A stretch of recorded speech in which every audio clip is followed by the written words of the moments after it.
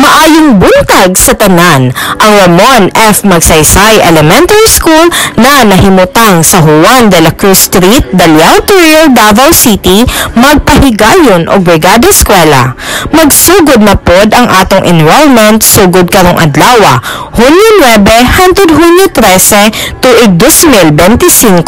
Ginaawhag ang tanang mga ginikanan ug magbalantay na magpalista na sa ilang mga anak sa kindergarten, SNED, ALS, Grade 1 hangtod Grade 6. Dalahon lamang ang mga importanteng dokumento sama sa PSA Birth Certificate, Report Card ug ECCD checklist sa mga bata na mag-Grade 1. Among ginaawhag usab ang tanang ginikanan, magbalantay, alumni, voluntaryong estudyante ug tanang interesadong stakeholders sa pag-apil ug pagsuporta ni ining tibuok semana nga kalihukan o Brigada Eskwela 2025 sa atong tulungaan nga adunay tema na Brigada Eskwela Sama-sama para sa Bayang Bumabasa.